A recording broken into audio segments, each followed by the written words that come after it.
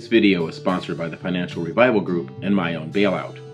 Because as the Washington Attorney General stated, when it comes to homeownership, what you don't know will hurt you.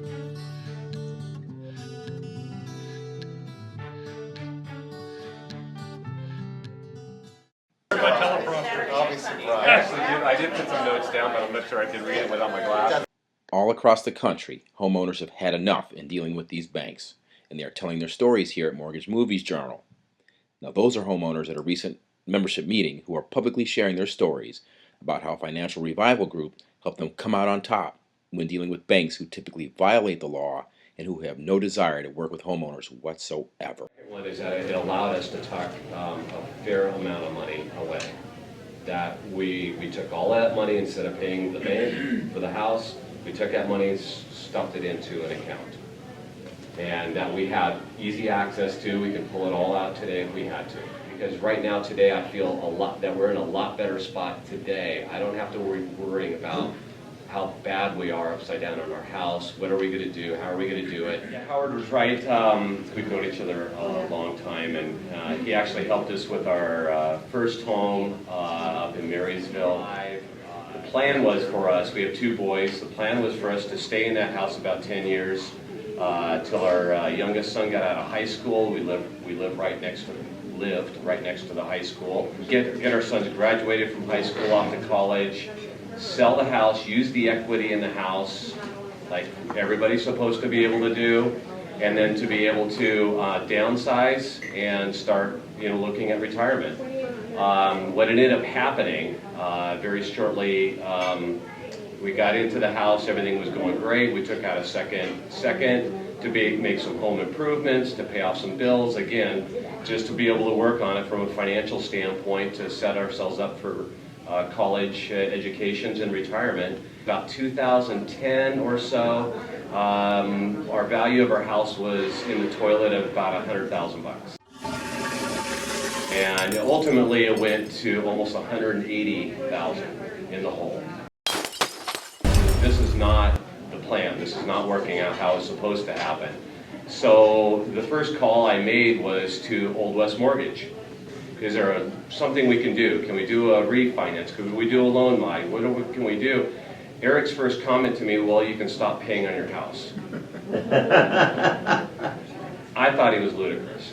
And I thought he was just crazy. At the time, I didn't know what Howard was doing at that time, or house. I mean, that's just not what you do. You sign a contract, you pay for your house, you finish it out, you sell your house if you're going to get out of it. And we decided, no, we're just going to buck it, we're just going to go along with it for a while and just see what happens with the housing market. Well, like I mentioned, it eventually went from $100,000 in the hole to almost $180,000 in the hole. It kept getting worse. And so I finally called and did talk to Howard. My wife and I sat down with Howard and came up with a plan. 2012. There's no way that I could have possibly gone through all of this myself. And so without Howard and especially Terry's help, we decided we stopped paying on the house, we stopped paying on the second, we followed Terry and Howard's lead as to what to do next, when to do it, how to do it. We were able to tuck some money away, tuck a fair amount of money away, and that's still sitting away, which has a really nice feeling to it, by the way, to be able to do that. Ultimately, in June of 2013, the house was sold to a large national company, Invitation Homes. I don't know if anybody's familiar with them.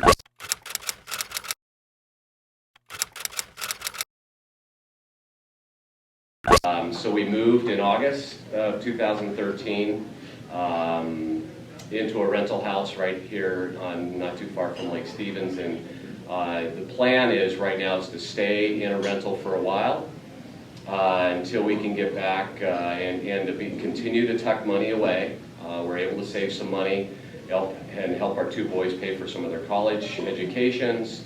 So again, that's a nice feeling to be able to have. So I feel that we're more back on track with what our original plan was.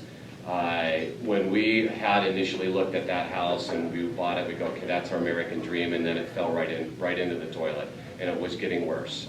And so I really owe them, big thank you to them for what they had done. So if you have any questions. Did you have a plan in regards to like, A, this is what we're gonna do, stop making payments, B, C, D, E, and so forth, that you followed that plan? Was that how you handled it, or did you just kind of let Howard and Terry kind of take the lead, take the ropes, take the reins, and just kind of guide you along as you went? Yeah, I'm not going to say that, I'm not a Harvard grad, but I went to college and I did something. So, but Howard and Terry and the group of financial, they know all of the rules, and they know all of the changes to the rules and the laws that were going in there. We outlined a plan. I don't think it ever got to E, but maybe we got to A, B, and C, and then let's see what happens at that point. So but at nowhere along the line did I feel that we were wandering off of the plan.